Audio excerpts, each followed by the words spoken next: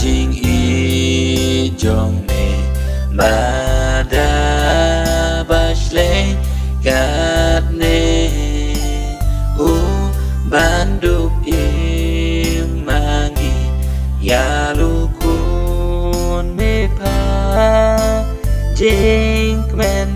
birte me wan ra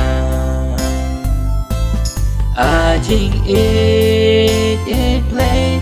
ngap ko birte hangi lukun ai ku borga jing men you nong po ka ai jing men jing girl and you nong pop la wan ra hap den jing dum baga da jing wan long real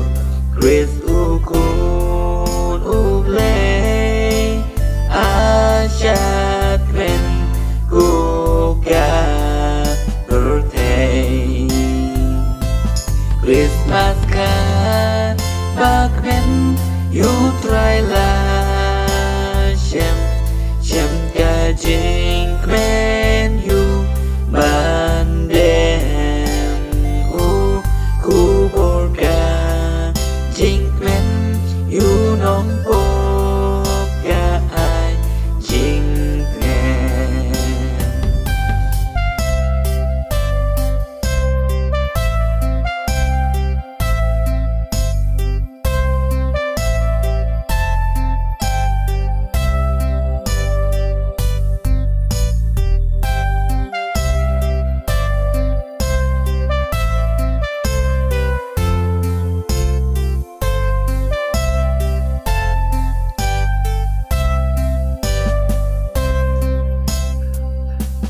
na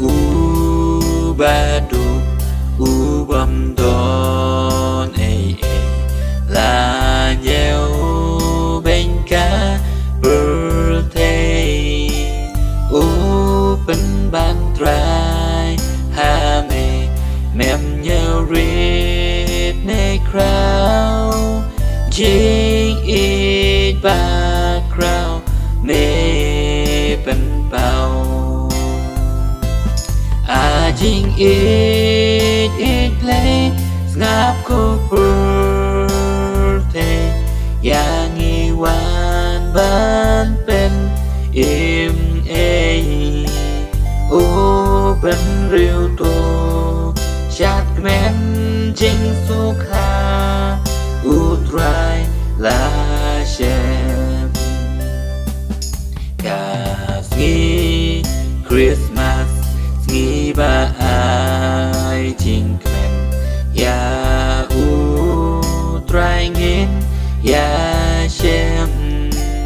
kum sing ngin yang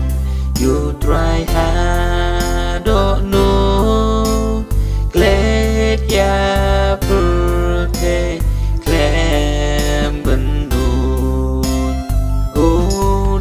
jing it play snap ko birthday hangi lukun ai ku borga jing men you nong po ga